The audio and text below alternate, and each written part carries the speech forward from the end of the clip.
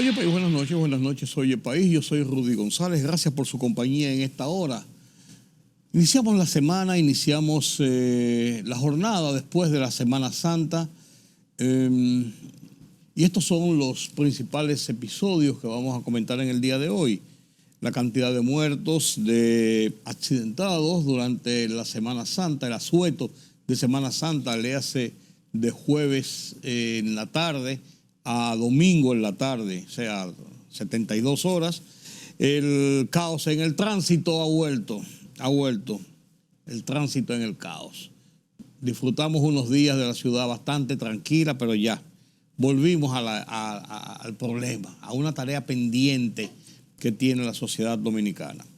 En el proceso de las elecciones estamos a 4 semanas y algo de las votaciones del 19 de mayo y se van conjurando, se van redondeando todas las vías para lograr esa votación. La crisis penitenciaria está en el tapete y vuelve a ser motivo de análisis, de discusión, de búsqueda de soluciones para enfrentar un mal que va de mal en peor.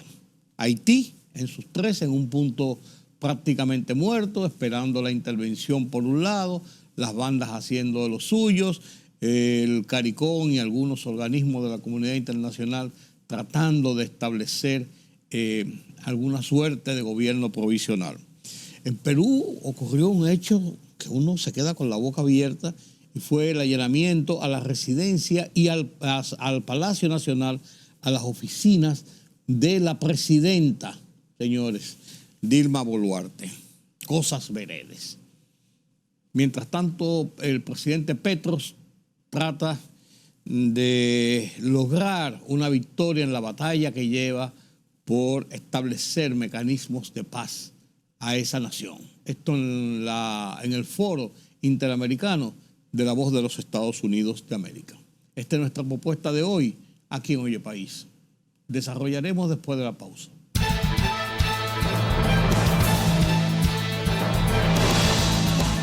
El Centro de Operaciones de Emergencias COE reportó 27 muertes por accidentes de tránsito dentro y fuera del operativo durante el asueto de la Semana Santa. Durante la lectura del boletín final del operativo Conciencia por la Vida Semana Santa 2024, el director del Centro de Operaciones de Emergencias COE, Juan Manuel Méndez, precisó que de la totalidad de fallecidos en este operativo, 19 fueron por motocicletas, 4 por atropellamientos y 1 por vehículos livianos y 3 por asfixia por inmersión. A partir de hoy se reanudan todas las actividades proselitistas luego de que los partidos políticos y sus candidatos decidieran tomar una pausa para el asueto de la Semana Mayor. También se reanudarán los debates de la Asociación Nacional de Jóvenes Empresarios, ANGE, donde este 24 de abril se celebrará el esperado debate presidencial, igual que los debates congresuales que iniciarán con los postulantes de la ciudad de Santiago, faltando unos 49 días de las elecciones presidenciales y congresuales. Se prevé que este será un mes intenso para el ámbito político, ya que los partidos y candidatos tendrán que trabajar duro para salir invictos en los próximos comicios. Con armas automáticas, soldados del Ejército Dominicano y del Cuerpo Especializado en Seguridad Fronteriza Terrestre, CEFRON, dan protección al sistema de bombeo instalado por el Instituto Nacional de Recursos Hidráulicos, INDRI, en la obra de toma del canal La Vigía.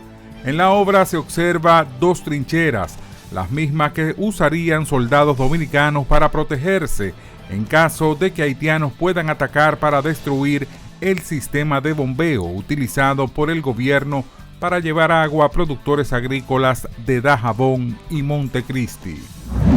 El Tribunal Superior Electoral acogió y declaró admisible un recurso para impedir la participación de Leonel Fernández en el debate electoral convocado por la Asociación Nacional de Jóvenes Empresarios, ANGE, para candidatos presidenciales.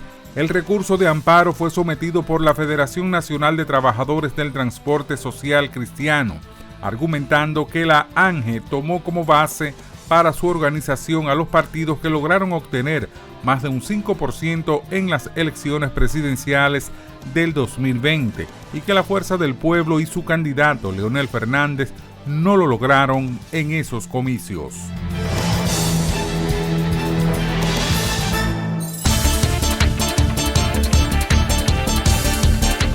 Las Fuerzas Armadas canadienses informaron que llegaron a Jamaica 70 de sus miembros para impartir formación militar a efectivos de la Comunidad del Caribe CARICOM para ser desplegados en Haití como parte de la misión multinacional dirigida por Kenia. En esta misión en Jamaica, conocida como Operación Helios, los miembros de las Fuerzas Armadas canadienses impartirán formación a unos 330 militares de Jamaica, Belice y Bahamas en técnicas básicas de mantenimiento de la paz y primeros auxilios de combate, además de llevar a cabo ejercicios de validación e integración para las tropas del CARICOM. El Comité de Investigación de Rusia ha iniciado una evaluación en relación con las posibles actividades terroristas contra el país por parte de Estados Unidos, Ucrania y sus aliados occidentales, comunicó el servicio de prensa del organismo. De acuerdo con el comunicado, la medida se adoptó a raíz de un llamamiento de un grupo de diputados de la Duma estatal y de personas públicas, entre ellas el filósofo político Alexander Dugin, sobre la necesidad de investigar la organización, financiación y realización de actos terroristas por parte de Estados Unidos, Ucrania y otros países occidentales contra Rusia. El presidente de Argentina, Javier Milei, indicó que está dispuesto en promover más sanciones contra Venezuela, junto con otros gobiernos suramericanos, para luchar contra la supuesta dictadura que, según él, estaría instalada en Caracas. Si habría que avanzar en sanciones, yo no tendría ningún tipo de problemas, manifestó Milei en una entrevista transmitida este domingo en la noche por CNN en español con el periodista Andrés Oppenheimer. Al menos 9 niños han fallecido al explotar una mina con la que jugaban en la provincia Ghazni, en el sureste de Afganistán, informó un funcionario del gobierno de los talibanes. La libertad solo reside en los estados en los que el pueblo tiene el poder absoluto. Por el respeto a los valores democráticos y la dignidad del pueblo dominicano, El Rumbo de la Tarde, plural, objetivo, comprometido siempre con la verdad. Con Georgie Rodríguez, Rudy González y Ramón Colombo. Los poderosos ya están en el aire.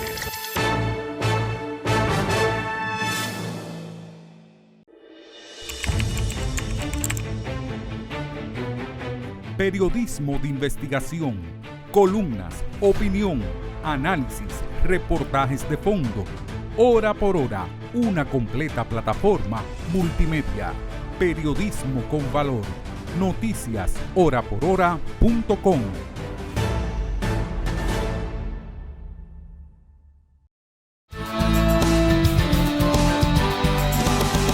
Semana Santa concluyó.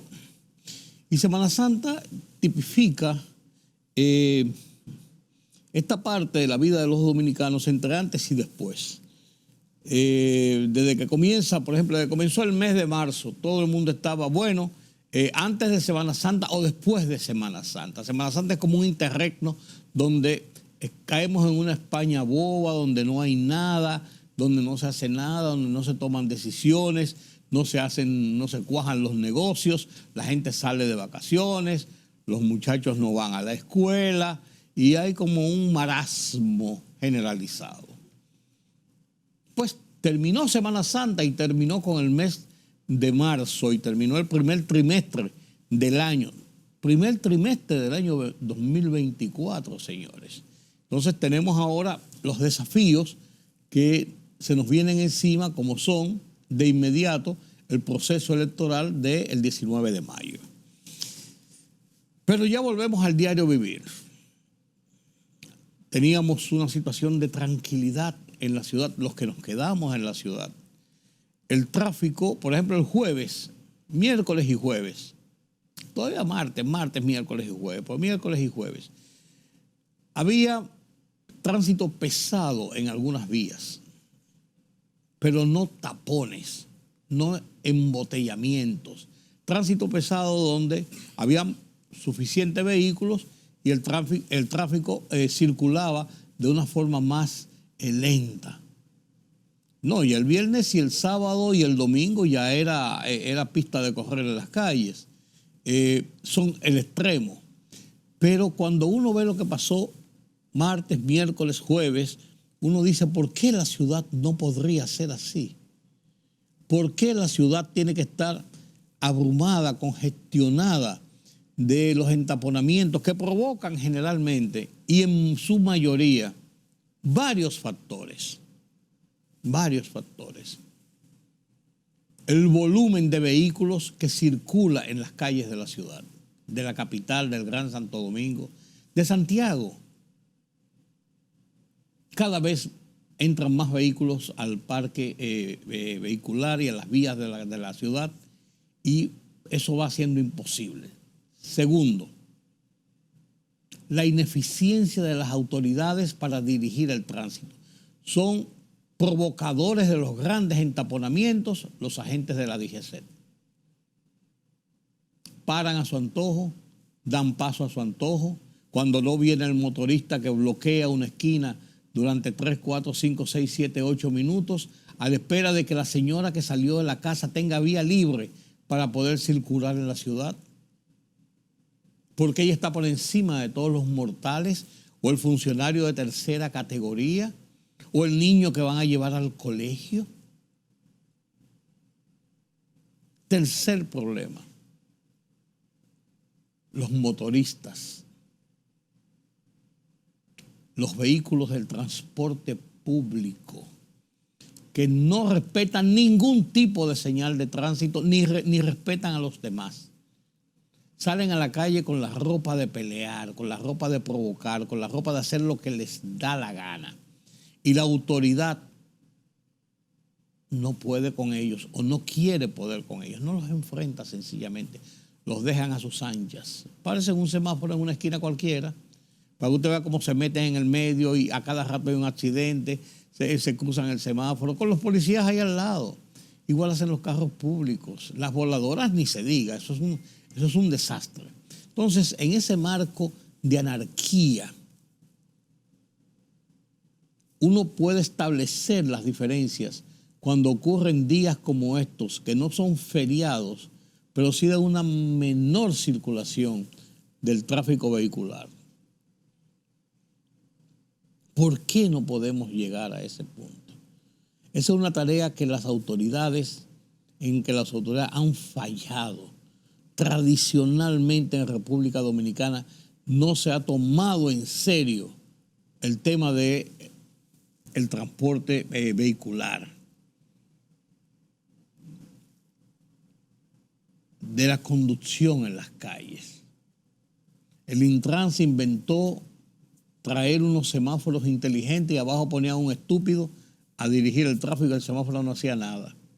Que iban a poner unas cámaras de seguridad supuestamente para poner multas. Señores, el tema no es poner multas, el tema es saber estructurar un programa que permita, dentro de la cantidad de vehículos que hay, hacer más ligero el tráfico, no al antojo y a la decisión del momento de un agente de tráfico cuando aparecen y donde les da la gana de aparecer, que incluso son capaces, señores, de parar en medio de una vía a una señora que va con el niño, pero que a lo mejor ellos entendían que violó alguna reglamentación, la paran en el medio y comienzan para poner una multa y hacen el tapón ellos mismos. De ese DGCET que anda en el motor, abriéndole camino, haciendo lo que le llaman un VIP, una vía expresa para que alguna persona pueda circular sin tener que pararse o pararse lo menos posible en alguna esquina o en un entaponamiento, en un gran entaponamiento de vehículos. No respetan las ambulancias. No respetan los vehículos de bomberos. Los policías hacen de la vista gorda y miran para un lado. Son cosas de los AMET y los AMET no les importa tampoco. En un país donde están planificando hacer una ley para prohibir que unos muchachos, unos tajalanes, molesten a la gente limpiando los vidrios de los vehículos. Una ley para eso. Asuntos públicos, señores, coja a la policía y sáquenlo de ahí, punto. Que lo han hecho 20 veces y vuelven y los dejan. Porque no hay autoridad. Entonces, lo que vivimos en Semana Santa, que nos quedamos en la ciudad, pudimos disfrutar de esa tranquilidad, de ese buen vivir, por así decirlo, de esa armonía y facilidad en las calles. Pero ya volvimos al diario vivir, a la tragedia, a la desgracia, al desorden, a la falta de autoridad. Vuelvo y digo, una tarea pendiente que nadie como que quiere enfrentar, porque hay, qué sé yo, cuántos millones de motoristas y no lo quieren enfrentar, porque esa gente son padres de familia y esa gente se alborotan y arman líos en las calles. Y los señores del transporte, que por cierto hace tiempo que no arman huelgas ni paralizaciones, están tranquilos porque lo complacen. No les ponen multas, hacen lo que les da la gana en las calles. Andan con carros destartalados porque no le pasan inspección a los carros. Le dan las rutas para que las operen a su antojo. Circulan como les da la gana, no usan cinturón de seguridad. Como les da la gana. O sea, un desastre. Entonces, mientras sigamos en un estado de desorden generalizado, no la vamos a pasar bien. No la vamos a pasar bien. El tema de la crisis penitenciaria, del hacinamiento en las cárceles de República Dominicana, que ha dividido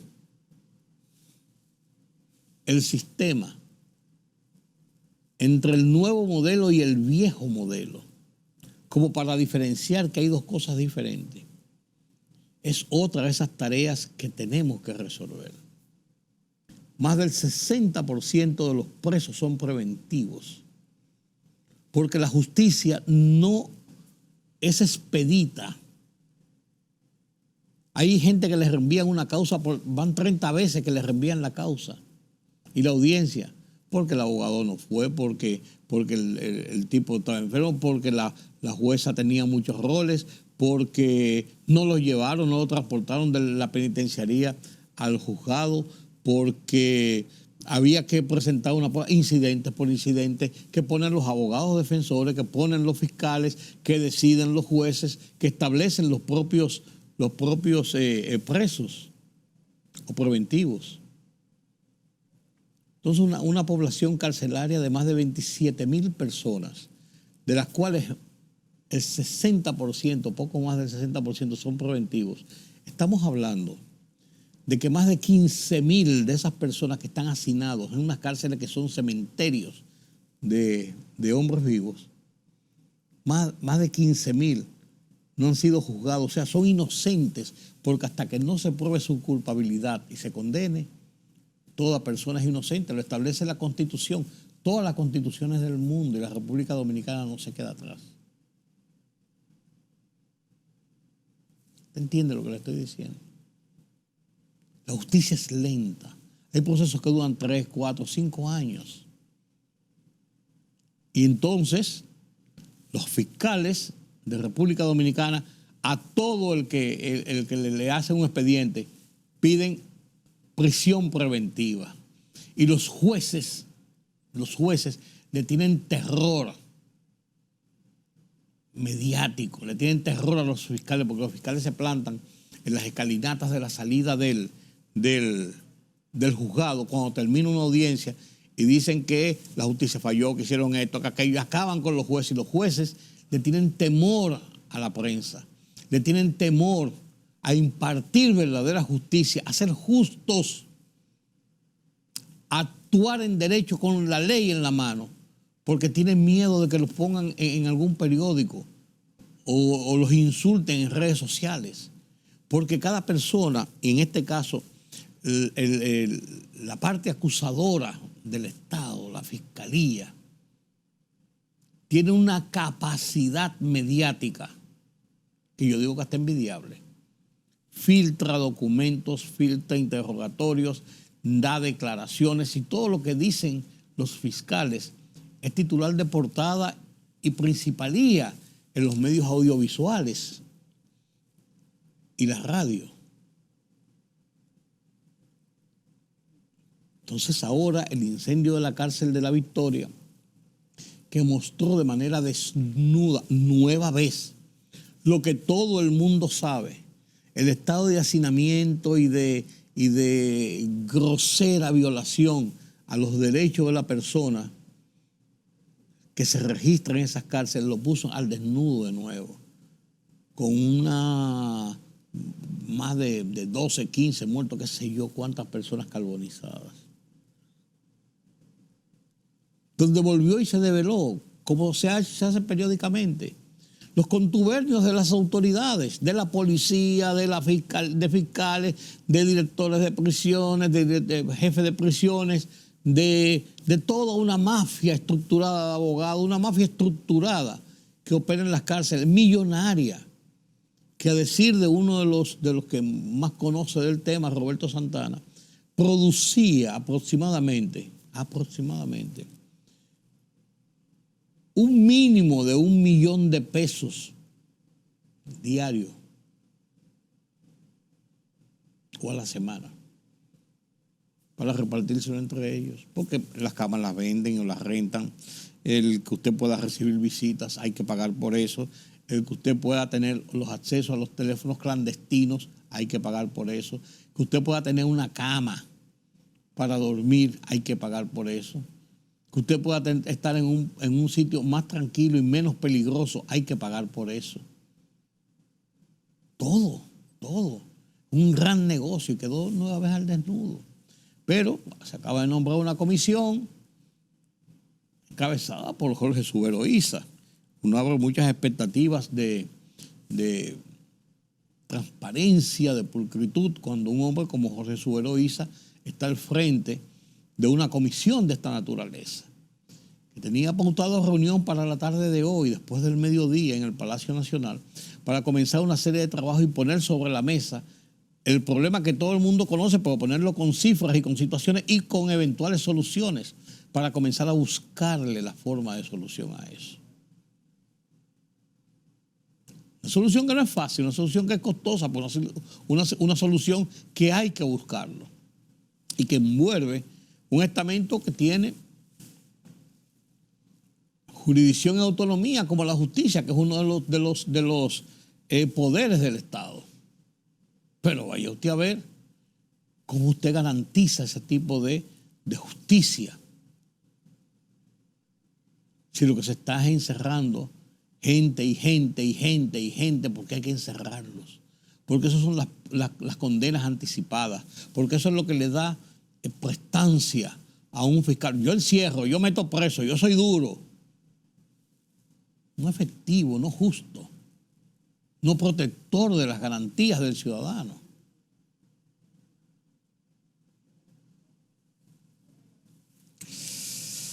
Ojalá que en esta ocasión podamos ver algunas reacciones y algunos procedimientos y procesos que ayuden a aliviar esa vergüenza que se llama el sistema carcelario de la República Dominicana.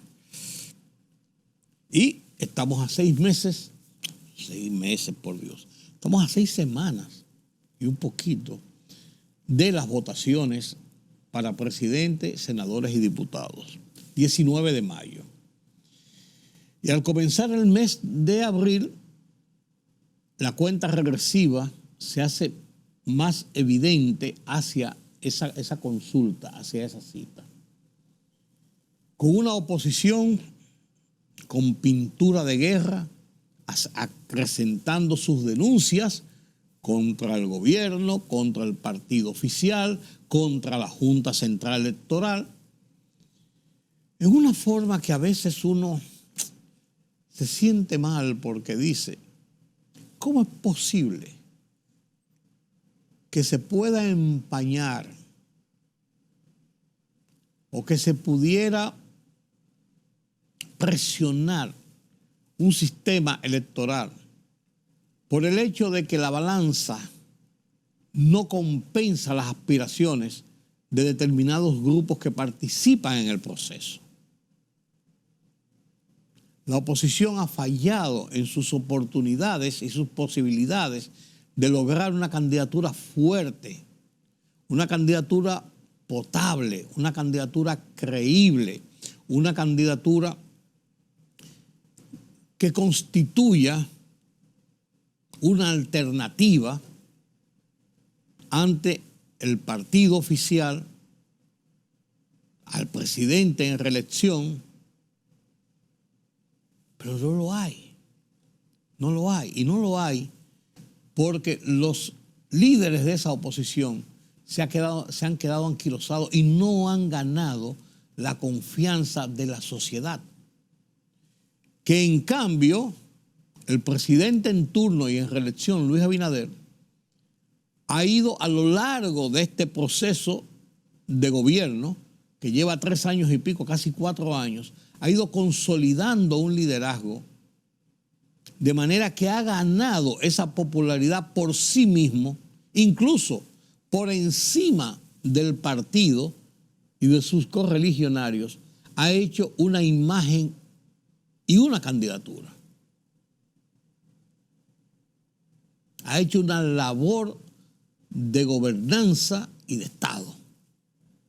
Y eso lo ha colocado en una posición envidiable muy por encima del necesario 50% más un voto para ganar las elecciones en una primera vuelta.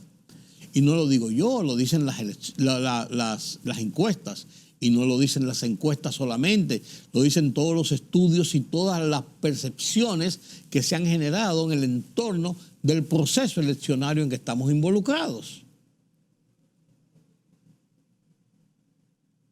Lo malo de la posición de la oposición, precisamente, es que están tratando desde ya de justificar lo que no pudieron justificar de una forma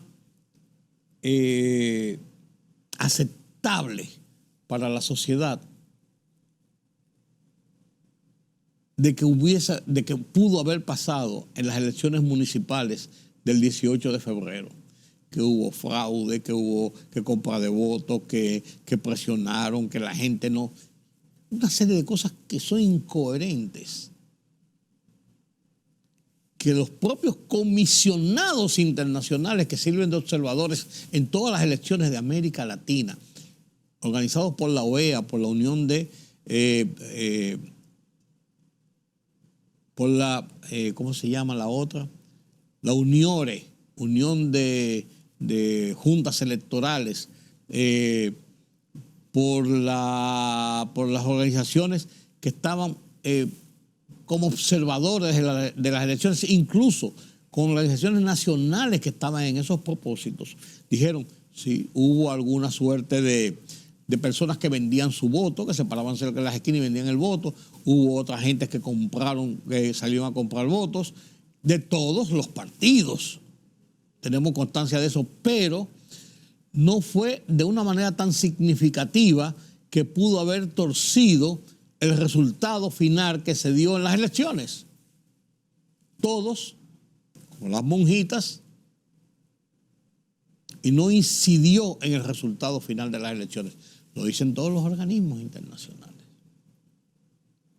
Que usaban unos baberos grandísimos en forma de propaganda, la gente del partido oficial, sí, la gente de la oposición también. Que instalaron unas carpas en los frentes mismos de las entradas a los recintos electorales para hacer promoción y buscar, supuestamente ayudar a la gente a hacer promoción. Sí, lo hicieron. ¿Torció esto las elecciones? El resultado electoral no lo han podido probar. Tanto es así que no hay radicado en los tribunales como el Superior Electoral alguna querella, denuncia política de los partidos en ese sentido.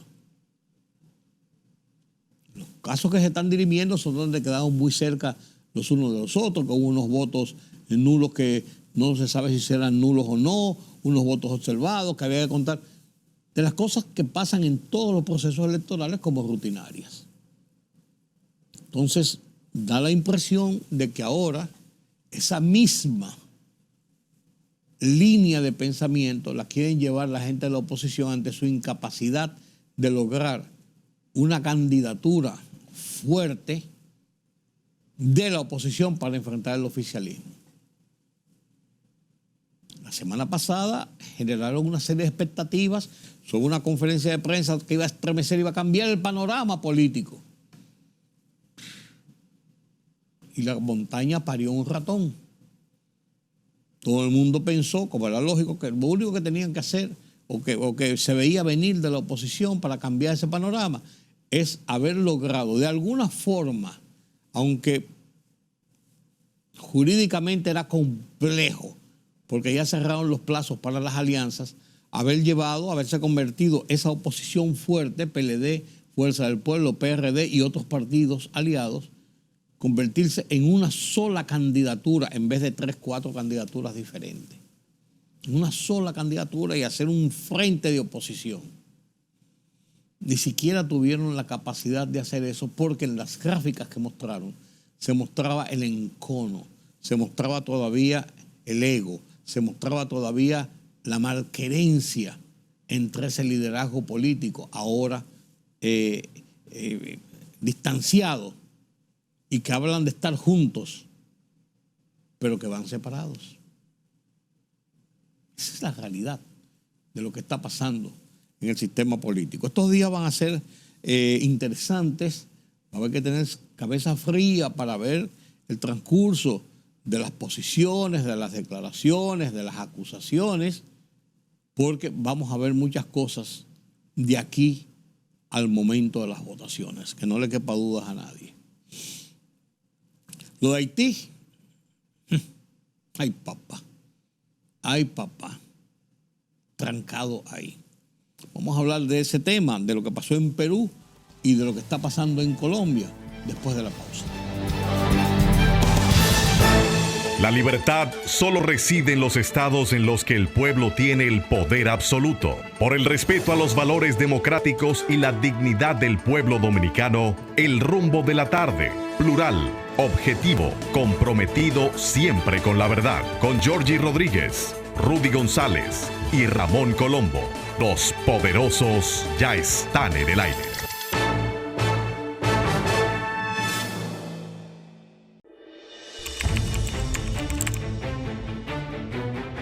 Periodismo de investigación, columnas, opinión, análisis, reportajes de fondo. Hora por hora, una completa plataforma multimedia. Periodismo con valor. Noticias horaporhora.com.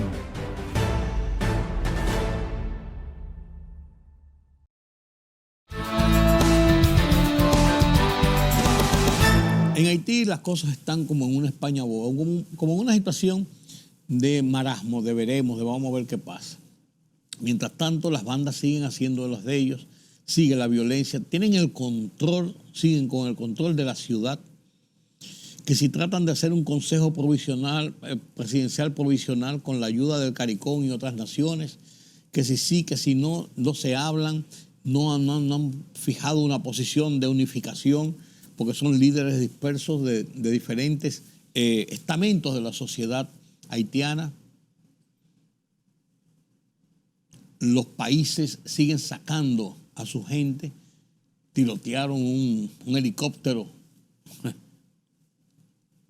de la Fuerza Aérea Francesa que estaba sacando a personal diplomático y ciudadanos franceses para llevarlos a un portahelicóptero que estaba en las afueras de Puerto Príncipe.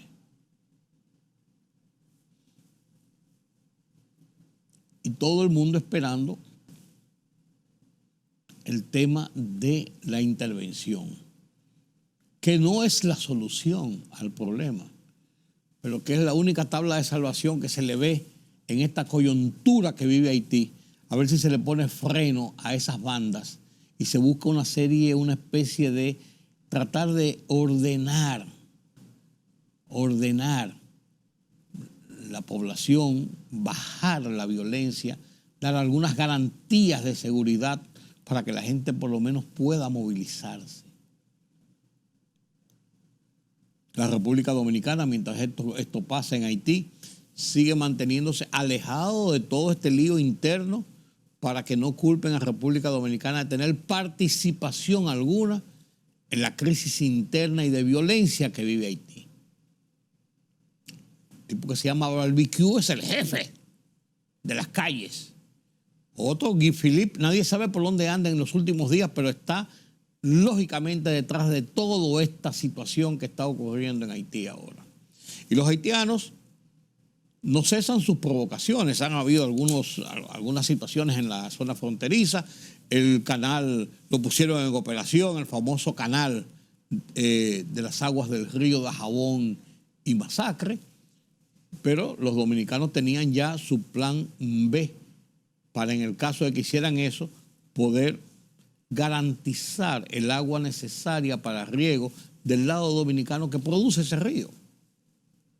Y lo hicieron sencillamente. La República Dominicana ha servido de puente para atraer de forma humanitaria a esas personas, ciudadanos de varios países diplomáticos, de organismos internacionales y ciudadanos dominicanos incluso, que están huyendo de Haití ante la situación de la prolongación de esa crisis de violencia. ¿Qué va a pasar? ¿Cuándo llegarán las fuerzas interventoras? ¿Será esta la solución? ¿Qué va a pasar con Barbecue, que ha dicho que va a lavar con sangre su control y su poder? Esa bomba de tiempo la tenemos ahí al lado, una bomba de tiempo que explota por partes en muchas ocasiones, pero que una gran explosión no se ha producido todavía y se teme las consecuencias de ella. Y el caso de Perú, señores, a la presidenta de Perú salió con un reloj Rolex en un acto público. Saben que ella es la presidenta que se nombró cuando destituyeron al presidente Pedro Castillo, acusado de que no estaba apto para gobernar. Y claro que no estaba apto, un hombre que estaba en otra cosa, que no tiene ninguna formación de Estado. Pero esta señora salió con un acto público con un Rolex y en otro acto público con otro Rolex. Y la fiscalía, muy independiente en Perú, le levantó una investigación, un expediente que de dónde sacó esos Rolex y le está acusando o la está investigando sobre posible enriquecimiento ilícito, porque además en su declaración de bienes ella no presentó que tenía unos Rolex. Y ella dice, son unos Rolex antiquísimos que los tengo de la familia, pero el colmo fue que en pleno Viernes Santo irrumpieron la noche en la casa de la presidenta de la República en un allanamiento para ver si encontraban los Rolex y eso, y averiguar qué es lo que está pasando y por qué ese enriquecimiento ilícito. Y como no se sabe si encontraron o no encontraron lo que estaban buscando, allanaron las oficinas de la presidenta en el Palacio de Gobierno. Nos estamos volviendo locos, señores. Nos estamos volviendo locos. Y ahora están tratando de declararla. ¿Cómo es que la están tratando de declarar? Inaceptable. No, yo lo anoté por aquí. La están acusando están tratando de establecer una moción de vacancia, o sea, sacarla del poder por incapacidad moral para gobernar. De eso la está acusando la fiscalía.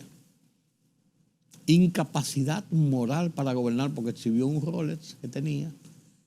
Ella le gustan los relojes, tenía uno, tenía otro, no lo había declarado y eso se ve mucho con demasiado. Y la están declarando por incapacidad moral, hacerle lo que se llama están tratando de introducir en el Congreso una moción de vacancia para sacarla del poder. Estamos volviendo locos, señores. Estamos volviendo locos. En Perú, en Colombia, las cosas no le están saliendo tan fácil y es un reto que está llevando a cabo el presidente Petro, un hombre que viene de las guerrillas colombianas y ganó la presidencia y está tratando de establecer los acuerdos de paz, de garantizar los acuerdos de paz para tratar de que Colombia, que está en pleno auge de presentación al mundo con un nuevo turismo y como una sociedad ya sin los temores de la violencia armada, que primero fueron las guerrillas subversivas y luego el narcotráfico, que todavía opera en Colombia, pero ya no opera con el poder que tenían los carteles de cara a la autoridad y a la sociedad colombiana. En esa lucha, Petro está involucrado. ¿Ganará? ¿Triunfará? ¿A medias? ¿Por completo? ¿Fracasará? La Voz de los Estados Unidos de América analiza el tema en un debate interesante y profundo que nos presenta el Foro Interamericano con Gonzalo Abarca, con lo cual terminamos nuestra emisión de hoy aquí en Oye País. Lo convoco para mañana, nueva vez, para seguir analizando temas de interés nacional e internacional. Yo soy Rudy González. Pasen un feliz resto de la noche.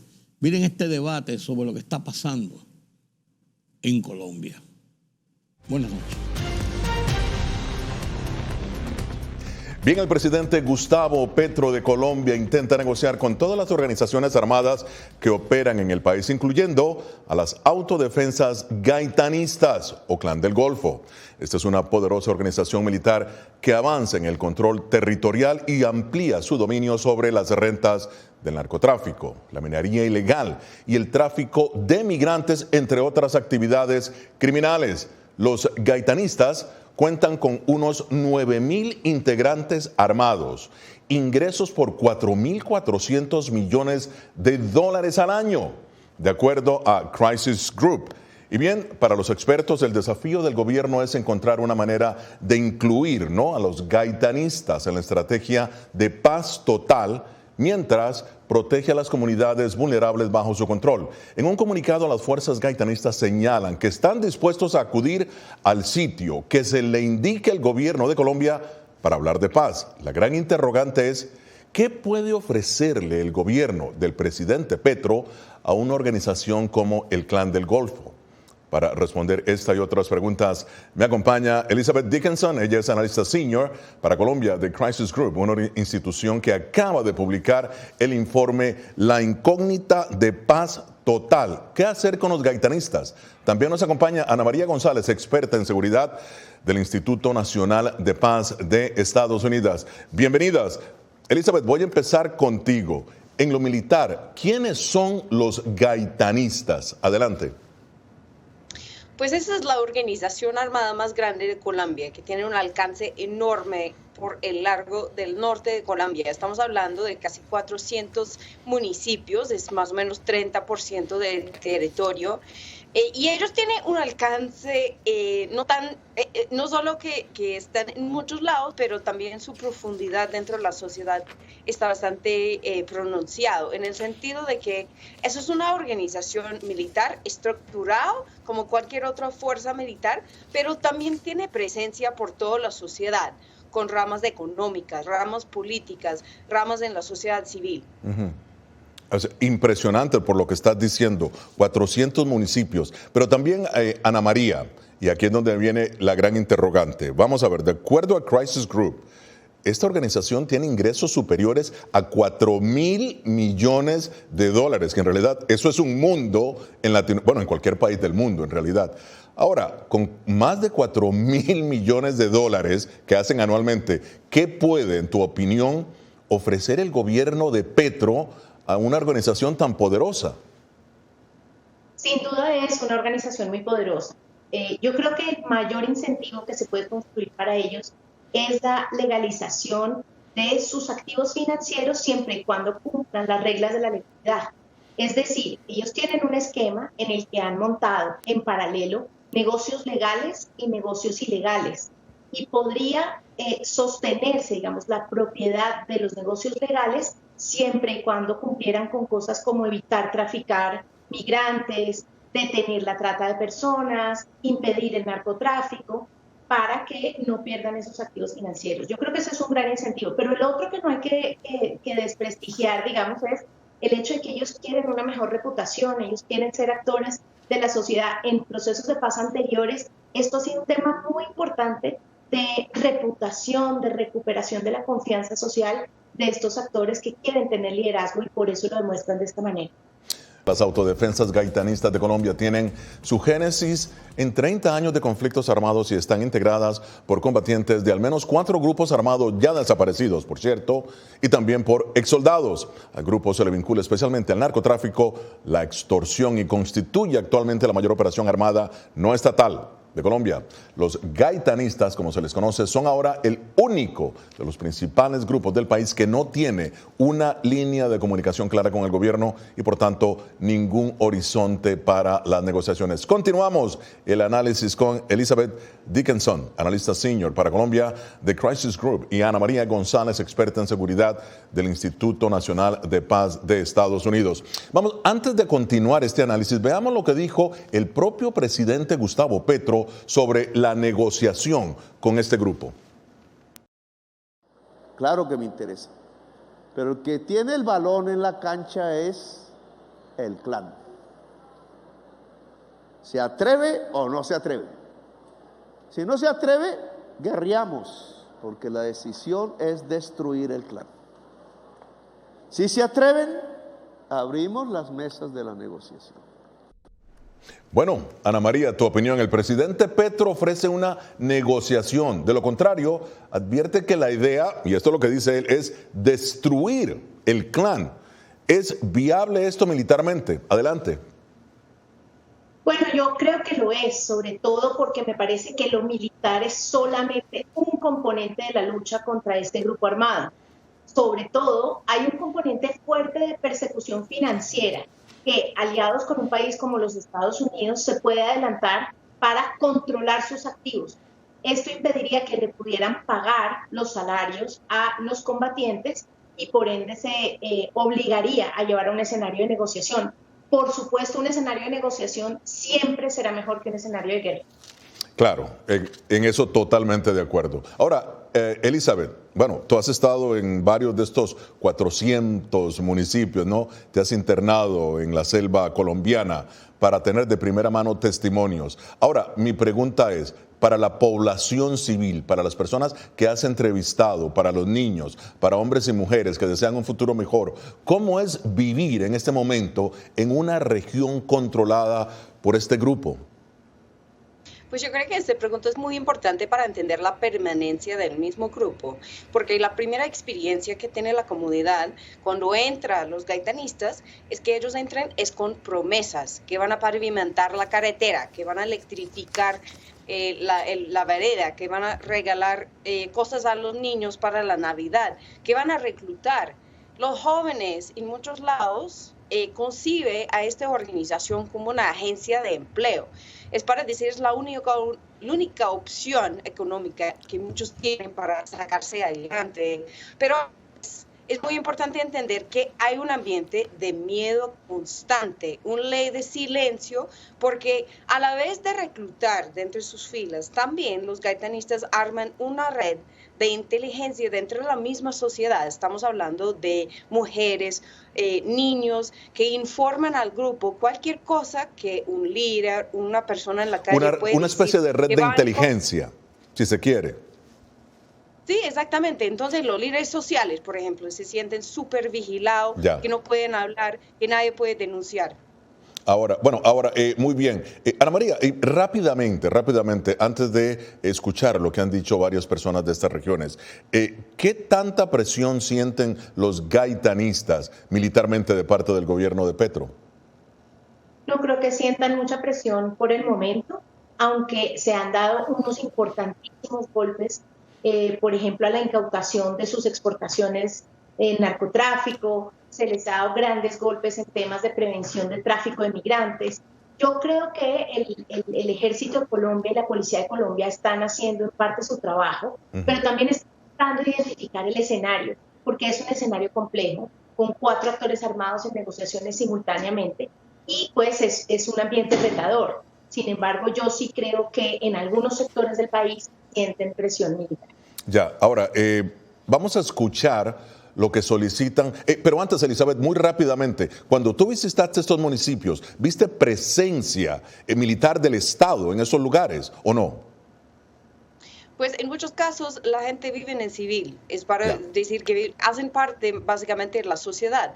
Entonces en cualquier reunión, yo recuerdo una vez yo estuve sentada en una reunión en un lugar donde hubo tal vez 20 personas y la persona a mi lado empezó a identificar para mí quién estuvo trabajando con ellos y quién estuvo en contra.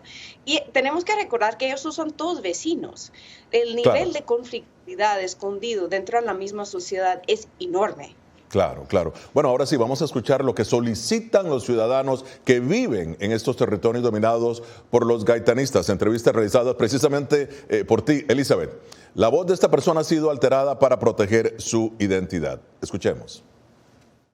Pues que haga más presencia en los lugares donde estamos padeciendo este flagelo. Que haga más inversión social. No contamos con agua potable, con un saneamiento básico, como alcantarillados. Esos son unos de los factores que también hace a que las comunidades sean más vulnerables y más permeables por los actores ilegales. Totalmente, sí. Bueno, Ana María, no hay condiciones, las condiciones son insalubres, como lo ha dicho este joven, no hay una serie de garantías para la educación. En un territorio tan vasto como Colombia, ¿puede el gobierno garantizar la paz social en toda su extensión, en todo su territorio? Una de mis tesis es que nosotros tenemos que aprender de los grupos armados. Ellos en el pasado y en el presente han logrado controlar grandes zonas territoriales a través de la prestación de servicios. Y eso es una cosa que le queda pendiente al gobierno y que tiene que poder resolver. Efectivamente, hemos tenido grandes retos en hacer presencia territorial que no sea a través del ejército y la policía en grandes zonas del país, y esto es el reto de gobernar, de lograr las condiciones estructurales para que no haya conflicto. Reto monumental, ciertamente. Elizabeth, la pregunta es, ¿qué facilitó el avance territorial de los gaitanistas, no? Pues hay que entender que ellos llegan con 3 brazos. Llegan con la brasa armada, pero también con un brazo económico y un brazo político. Entonces ellos ofrecen básicamente armar toda una economía rural con reclutados, una introducción de liquidez en la economía. Yo creo que en muchos casos sus propios servicios que ellos ofrecen a la población civil abren el camino para su entrada, siempre con la amenaza de violencia atrás. Hay que decir también que ellos están organizados como cualquier fuerza militar convencional. Entonces, cuando están en modo expansión, mandan su mejor tropa a las fronteras abiertas para combatir o al Estado o los otros grupos armados. Eso está pasando hoy en el sur de Chocó, en el sur de Bolívar, en Antioquia, Bajo Cauca y alrededor de Catatumbo. Entonces tenemos varios frentes abiertos de expansión militar de este grupo. Si es así y debido a su poderío, por lo que me estás diciendo, militar, su presencia militar en estas zonas, ¿es conveniente que el gobierno empiece ya una negociación con ellos o debe esperar a que esté relativamente debilitado? Elizabeth. Pues en mi opinión es muy importante abrir un canal, porque tenemos que entender el riesgo de este grupo. Es un riesgo para la población en un tercer parte del país. No estamos hablando de un grupito, estamos hablando de un grupo que tiene un alcance enorme. Pero más allá, corremos el riesgo de si este grupo queda por fuera del proceso, pues socavar los demás procesos de negociación. El ELN, por ejemplo, que está sentado en la mesa, su rival principal en terreno, en lo táctico, están los gaitanistas, no es el mismo Estado. Entonces, si no tenemos una forma para controlar y minimizar el daño para la población civil, podemos tener una situación en la cual no solo es que no tenemos un canal con los gaitanistas, sino también va a ser imposible contemplar una desmovilización de cualquier otro grupo si quien va a ganar son los gaitanistas y no el mismo Estado. Ya en la parte final de Foro, y aquí vamos a dar una mirada hacia adelante. Elizabeth, conociendo la fuerza, la presencia, lo poderoso que es el grupo, en tu opinión, ¿qué debe hacer el Estado para entrar en una negociación, en una paz duradera, y así Petro verdaderamente decir que su plan de paz ha sido un éxito? Adelante. Pues primero que todo quiero destacar que algo muy pronunciado cuando uno visita las comunidades que tiene presencia de los gaitanistas es que hay un apoyo impresionante para abrir diálogo con este grupo. Es que la misma población tiene la exigencia de que haya un diálogo, una mesa para bajar los niveles de coerción y violencia, pero también para abrir más oportunidades más en adelante para la paz. Yo creo que en este momento la paz total es necesario. Es para decir, no podemos seguir en lo mismo cuando la estrategia militar de defensa está ahí por un lado y la negociación sea por otro. Tenemos que juntar las estrategias, utilizar ambos en conjunto para crear unos incentivos para que los gaitanistas lleguen a la mesa con buena fe y que buscamos un camino hacia la desmovilización, que eso es la meta final. Y tenemos evidencia, hemos escuchado por las mismas filas que sí hay gente que quieren dejar las armas, que están cansados, que quieren volver a sus familias, que no quieren más vivir en estas condiciones tan difíciles en la selva, portando arma. Y entonces sí hay una oportunidad, hay una coyuntura en la cual hay la opinión popular en las comunidades lo apoya. Hay miembros del grupo que quieren salir y entonces tenemos la responsabilidad de contemplar cómo se puede armar este esquema. Hay algo acá, Ana María, y es que me gustaría que nos digas cuál es la diferencia entre la guerrilla tradicional de la violencia, ¿no?, que prácticamente asesinaban a poblaciones enteras, y la estrategia que tienen ahora los gaitanistas para tener esta presencia, porque Elizabeth ha dicho que estuvo en una reunión y aparentemente todo marchaba, aunque hay violencia, pero aparentemente todos se conocían. Pero adelante, Ana María, tu opinión. Sí, sobre todo creo que hay dos estrategias. Ellos han aprendido mucho y como tienen excombatientes de diferentes grupos armados, pues han logrado recoger todos los aprendizajes que tienen de los procesos anteriores. En primer lugar, generar oportunidad económica. Con eso se hacen querer de la gente, se hacen necesitar de las comunidades y eso les genera unos mecanismos de protección. Les funciona muchísimo mejor eso que la violencia. Y por otro lado, generar servicios públicos, es decir, electrificar las veredas, ofrecer agua potable, generar aquellos servicios que el Estado, como la justicia, no está respondiendo rápidamente, también produce que las comunidades tengan dependencia de estos grupos. Bueno, muchísimas gracias a Ana María González y a Elizabeth Dickinson. Un placer haberlas tenido hoy en Foro, analizando la llamada paz total del presidente Gustavo Petro de Colombia. Llegamos así al final de esta edición de Foro. Nos vemos la próxima semana con el análisis más allá de los titulares. Desde Washington, les habló Gonzalo Abarca. Feliz fin de semana.